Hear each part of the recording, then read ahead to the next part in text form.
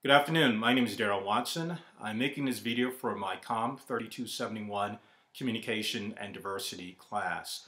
The video will be around the topic of conceptualization of social class, and it will include a review of a field study I did on a recent trip to Taos and Taos Ski Mountain.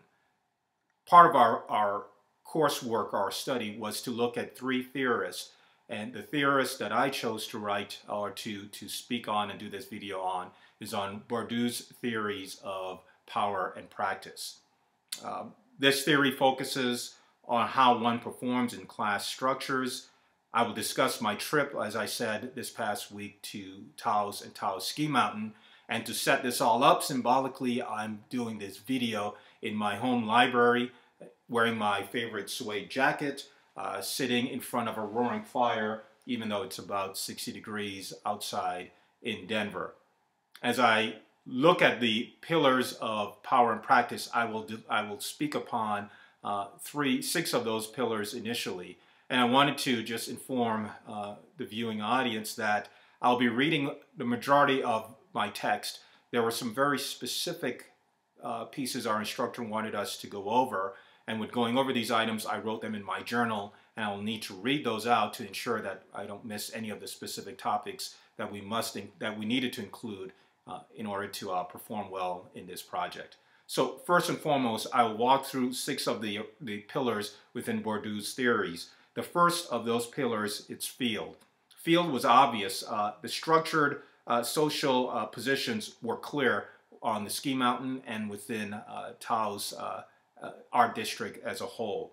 The second pillar that was obvious was habitus. Habitus was also apparent, and one can imagine that for generations that the social class structure separated class by race, and the ski mountain was a clear line of demarcation. The third is capital, and capital was present throughout the ski mountain and also throughout the art district within Taos. Within capital, there were some subcategories, first starting with economic capital, which will be my fourth pillar that I'll be discussing. The cost of ski tickets alone excludes most blue and brown collar folks. As a demonstration of economic class, even before you got to the ticket counter, there was a line of BMWs with Ski Taos emblazoned on the side to ensure that anyone walking up to that ski ticket booth, that they were aware of the economic impact, that it was very expensive to be there and that you were privileged based on your economic status to be able to participate.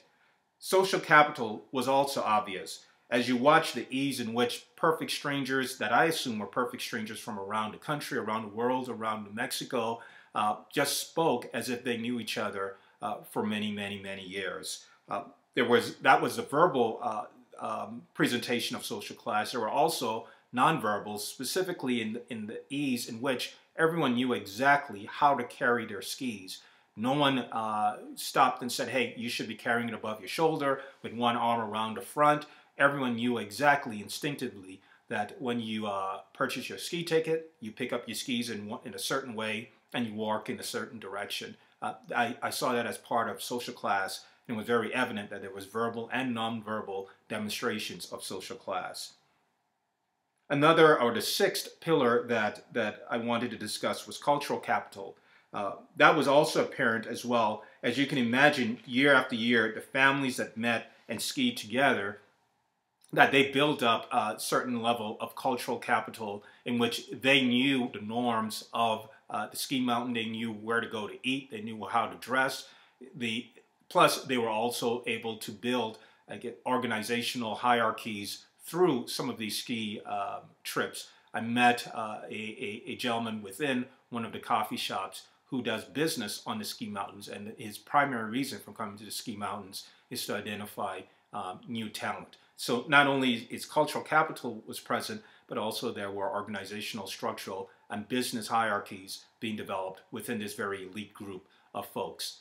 The second part of our video presentation was to walk through briefly a description of social class. And so in my journal, I wrote descriptions of what I saw on my drive from the art district in downtown Taos up to the ski mountain, and I wanted to read a little bit of that. We slowly drove from our end of Taos, which is more dense, more poverty, through the downtown art district, then through a heavily Hispanic poor community, and then through the gentrified part of downtown. There was a Waldorf school, of which I assume is where all the white or rich kids attended, providing academic capital for those kids. Large adobe houses sprouted up on each side on the highway, and all of a sudden, folks on bikes and running and runners along the street popped up. A Pilates, Taos, and a fitness center was also obvious. Nowhere else in Taos or on the poorer side of Taos were there any fitness centers or Pilates stations. We began to climb. The dry land soon turned to green and lush with a winnowing stream, and then the snow began blanketing the hills, first patches and then a few inches deep. The air was more crisp, clean, pure than in downtown Taos, and the people were whiter and whiter, of course, except for me. The sign communicated Ski Mountain, but no sign was necessary. The snow-capped peaks were ahead of us. It was so beautiful. It's not that the Taos Art District is not gentrified as well, but the lines between social classes, the lines between poverty and status are apparent. In a city as poor as Taos, you would think that you are in Aspen. And in closing for my video, I believe that this entire process was useful. I think it was useful that I was to acknowledge or to be aware that I was the only black person and only person of color, not in a brown collar or blue, well, actually brown collar service position. I'm aware of my capital, social, academic, economic, and cultural, and that it's pretty clear with me sitting in my own personal library in front of a roaring fire doing this video. That permitted me, this cultural capital that I have permitted me to function in both the downtown Taos, the more poverty-stricken parts of Taos, and the Ski Mountain Taos. Thank you for viewing my video and reviewing Bourdieu's, as I review Bourdieu's theory of power and practice. Thank you.